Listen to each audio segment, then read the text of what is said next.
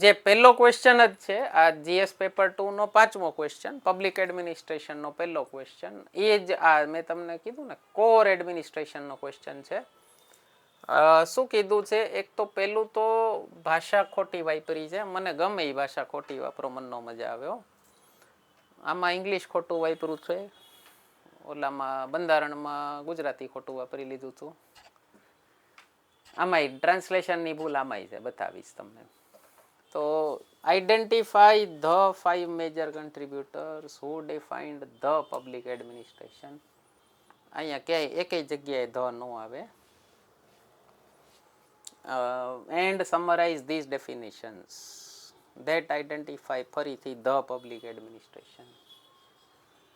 જાહેર વહીવટને વ્યાખ્યાયિત કરનાર 5 મુખ્ય યોગદાનકર્તાઓ એટલે 5 મુખ્ય વિચારકો ને અને જાહેર વહીવટને લગતી આ વ્યાખ્યાઓને સારાંશ આપો. ગુજરાતી બરાબર છે, આનું ઇંગ્લિશ બહુ ગડબડ છે.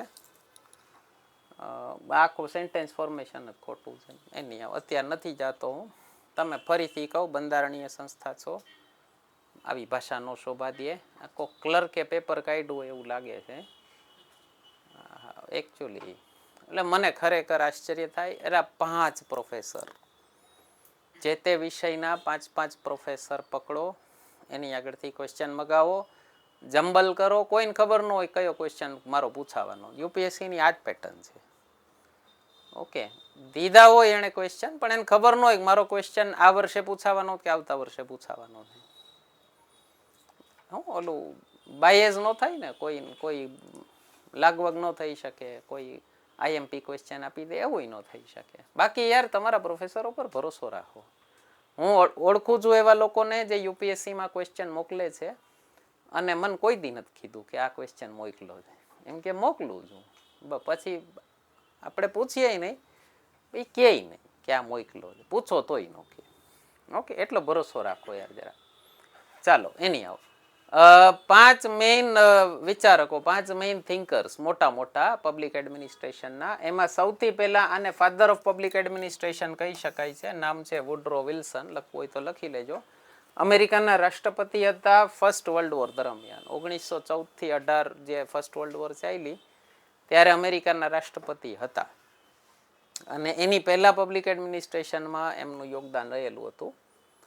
તો એણે કીધું છે, is a detailed and systematic application of law. Every particular application law is an act of administration.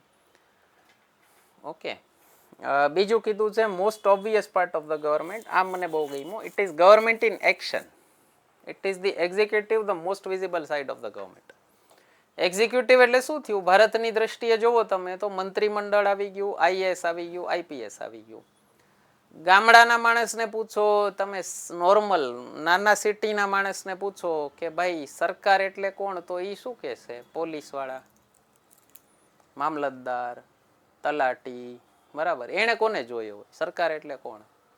તો શું કીધું છે? It is the most visible part of the government, most visible side of the government. કોણ? Executive, બરાબર. અને systematic application of લો, કાયદાનું અમલ કોણ કરાવે છે? ધેટ ઇઝ પબ્લિક એડમિનિસ્ટ્રેશન, બરાબર. તો મિત્રો, આશા કરું છું તમને આપણી લેક્ચર સિરીઝમાં મજા આવે છે. બીજી પણ લેક્ચર સિરીઝ આપણી ચેનલ પર પડી છે, ન જોઈ હોય તો ખાસ જોઈ લેજો. એક આપણી બંધારણ લેક્ચર સિરીઝ પડી છે, 11 લેક્ચર્સ ફ્રીમાં મૂકી દીધેલા છે. અને બંધારણનો કોર્સ આપણો પરચેસ કરવો એપ્લિકેશન ઉપર, તો એ પણ આવી ગયો છે. અમને આ નંબર ઉપર વોટ્સએપ કરજો. ડાયરેક્ટ યુપીઆઈ પેમેન્ટ કરશો તો ઘણું ડિસ્કાઉન્ટ કરાવી દેશું. એમાં લખેલી છે ફીઝ એના કરતાં. બીજી વૈદિક મેથ્સની લેક્ચર સિરીઝ ચેનલ પર પડી છે, એ ન જોઈ હોય તો ખાસ જોઈ લેજો. વૈદિક મેથ્સથી તમારી કેલ્ક્યુલેશન સ્પીડ કેટલી વધી શકે એનો તમને ખ્યાલ આવશે. પ્રીવિયસ પેપર સોલ્યુશન આપણે મેથ્સના મૂકતા રહીએ છીએ, તો જોશો તો ખ્યાલ આવશે કેટલો ફરક પડે. અને હમણાં એક નવો કોર્સ લોન્ચ થયો આઈબીપીએસ એસએસસીનો. તમે બેંક સ્ટાફ સિલેક્શન એવી કોઈ એક્ઝામ આપતા હો તો એનો પણ આખો વૈદિક મેથ્સની શોર્ટકટ્સથી કોર્સ આપણે મૂકેલો છે એપ્લિકેશન ઉપર. જ્યોગ્રાફી અને સાયન્સ એન્ડ ટેકનો પણ કોર્સ પડેલો છે એપ્લિકેશન ઉપર. કોઈ પણ કોર્સ પરચેસ કરવો હોય અમને આ નંબર પર વોટ્સએપ કરજો. તમને ડાયરેક્ટ યુપીઆઈ પેમેન્ટ કરશો તો ઘણું બધું ડિસ્કાઉન્ટ કરાવી દેશું. એપ્લિકેશનનું નામ અહીંયા પડ્યું છે. ન પરચેસ કરવો હોય તોય કોઈ પ્રોબ્લેમ નથી. ફ્રીમાં ઘણા બધા લેક્ચર્સ પડેલા છે આપણી યુટ્યુબ ચેનલ ઉપર, એ જરૂરથી જોઈ લેજો. ખૂબ જ ફાયદો થશે. કન્ટિન્યુ કરીએ છીએ લેક્ચરથી. બીજા છે એફએ નિગ્રો, બહુ મસ્ત આની ડેફિનેશન છે. 5 એને લક્ષણ દીધા છે પબ્લિક એડમિનિસ્ટ્રેશનના. શું કીધું છે? એક તો cooperative group effort in a public setting, જાહેરમાં જે કોઓપરેટિવ ગ્રુપ એફર્ટ આવતા હોય. covers all the 3 branches of government and their interrelationship, legislature, executive, judiciary, has important role in formulation of public policy. તમે ક્યારેય પાસ થાવ exam તો તમારો important role કેમાં હશે? પબ્લિક પોલિસીમાં. બરાબર. સરકારના આંખ કાન કોણ હોય? IAS, IPS. બરાબર. Thus part of the political process. તમે કોને એડવાઇસ કરો? ડાયરેક્ટ મંત્રીઓને. બરાબર. ડાયરેક્ટ ગવર્મેન્ટને કોણ એડવાઇસ કરે? એક્ઝિક્યુટિવ, કારોબારી. બરાબર. Different in significant ways from private administration. Private કરતાં અલગ છે. પ્રાઇવેટનો ગોલ શું હોય? પ્રોફિટનો હોય. બરાબર. પબ્લિક એડમિનિસ્ટ્રેશનનો ગોલ એવો ન હોય. સાબરમતી રિવરફ્રન્ટ બને તો સરકારનો ગોલ એવો ન હોય ટિકિટ કેટલી વેચાશે. ઓકે, એનો ગોલ શું હોય? ભાઈ જનતાને શું જોઈએ છે આમાં? ઓકે, તો ટિકિટ જો પ્રોફિટ મેક્સિમાઇઝેશન કરે ને તો વોકિંગ વે ને સાયકલ વે ને ન રાખે, તો એ અહીંયા સ્ટોલ જ નખાવી દે, ભરી દો ભરચક બધું, ચા વાળા દેખાવા જોઈએ.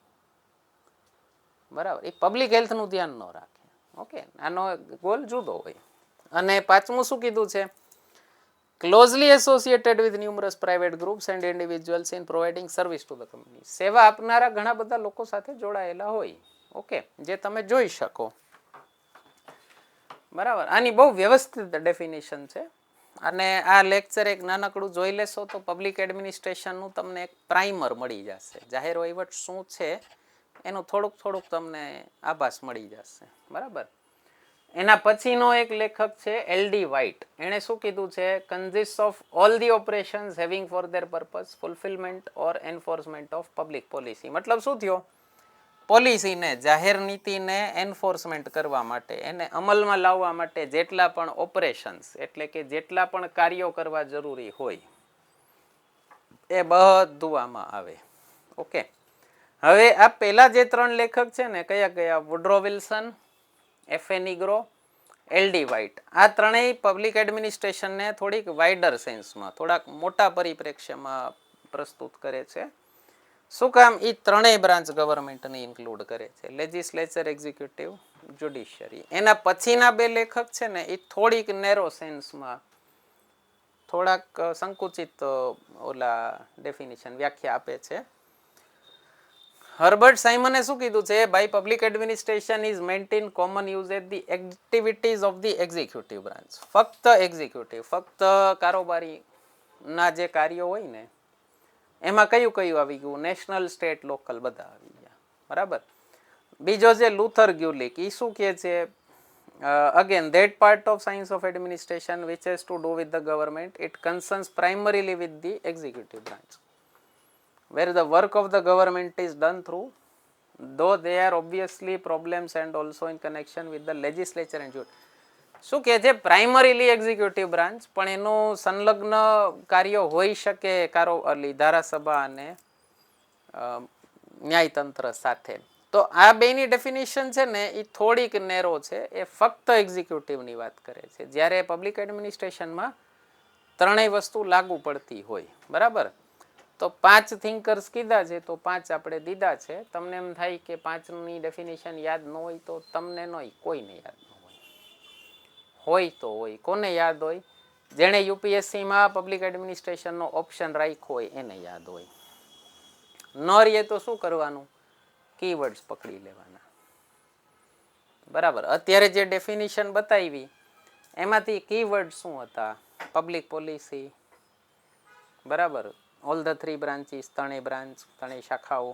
બરાબર. બીજું શું હતું? એડમિનિસ્ટ્રેટ, જાહેર વહીવટ. પછી શું હોય? જાહેર શબ્દનો મતલબ શું થાય? જનતાના હિતમાં. અને બીજી વસ્તુ, શબ્દ શું કર્યો છે આમાં? Summarise these definitions. તમારે એની સમરી દેવાની. આખી ડેફિનેશન કોટ કરવાની જરૂર નથી, એવું કીધું નથી. બરાબર. મેં તો ડેફિનેશન શું કામ બતાવી? હું સમરી દઉં તો તમે કેટલું લઈ જશો? ઓલું ઘટતું જાય ને, એમ ઓલું સોર્સ ફરે એમ ઘટતું જાય ને. મારે હમણાં અત્યારે ટીચર ગોતવાનું કામ ચાલે છે.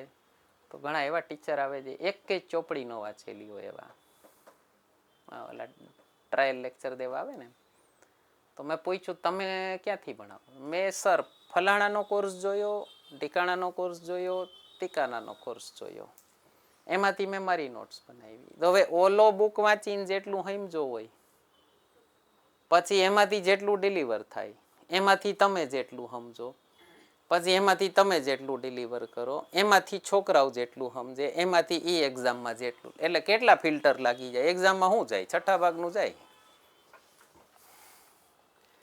મેં કીધું પ્રાઇમરી સોર્સ શું તમારો? આ બધા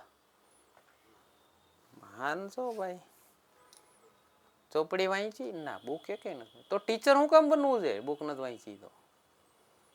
અને મેં જોયા આવા કેટલાય આવ્યા, એક બે નહીં.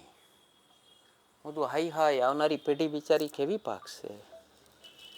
હે, આવા ટીચરો નીકળશે, સ્કૂલોમાં આવા ટીચરો છે. મેં એક જગ્યાએ ગયો તો, એક ડિસ્કસ એટલે એક લેક્ચર આપવા ગયો તો બીજા એક બે ટીચર આવ્યા હતા. તો તમે નહીં માનો, મારી સામે ઓલું ચેટ જીપીટી ખુલ્લું હતું બાજુવાળા ટીચરનું, અને ભાઈ એને પૂછીને ભણાવતો.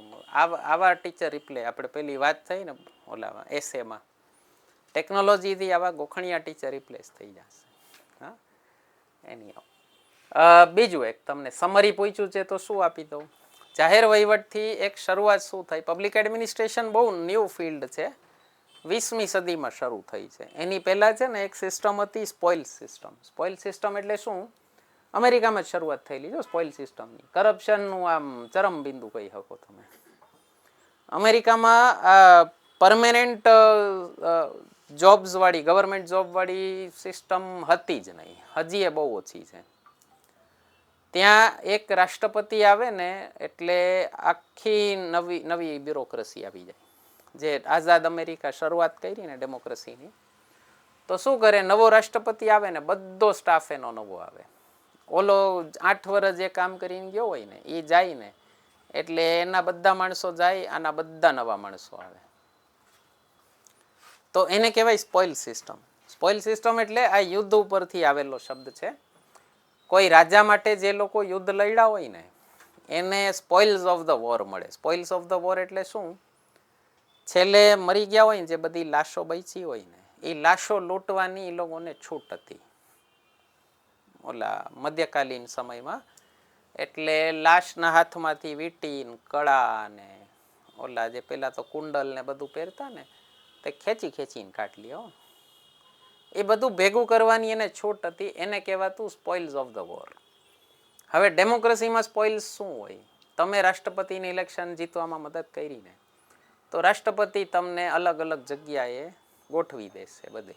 આ અમેરિકાની સિસ્ટમ છે, ભારતની નથી. તમને આપણે આવું જ થાય. શરૂઆત ક્યાંથી થઈ એની વાત કરું છું.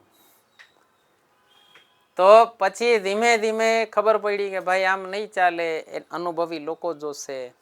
ઓકે, એટલે એટલા માટે પરમેનન્ટ બ્રાન્ચીસ ઓફ ગવર્મેન્ટ બનવાની શરૂઆત થઈ અને લોકોને વિચાર આવ્યો કે ભાઈ આના માટે એક વ્યવસ્થિત માળખું હોવું જોઈએ. સરકારને સ્ટાફ તો જોઈએ ને કે અમારા માટે કામ કરવાવાળા કોણ, એ કઈ નીતિથી કામ કરશે, કઈ પોલિસીથી કામ કરશે.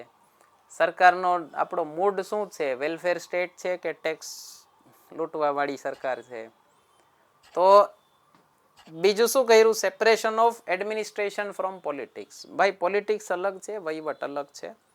તો ભારતમાં તો બહુ સરસ આપણે એડમિનિસ્ટ્રેશન સિસ્ટમ છે. તમે જોઈ શકો છો સરકાર કોઈ નહીં બનાવે, જે કોર એડમિનિસ્ટ્રેશન છે એ કાંઈ ફરતું નથી. બરાબર. આઝાદી પછી ઘણા બધા સમય સુધી જે સરકારી નોકરો હતા ને એ લોકોને એમ થતું હતું હાય સરકાર ફરી જશે તો અમને કાઢી મૂકશે નોકરીમાંથી. એવું ન હોય ને. બરાબર. ઉલટાના હવે તો ઘણી વાર ઓલા કહી દે વટથી ભાઈ સરકાર આવશે જશે, હું અહીંયા જ છું, આપણે જ છીએ આમાં. તો separation of administration from politics. જાહેર વહીવટથી એક મોટો ફરક શું પડ્યો?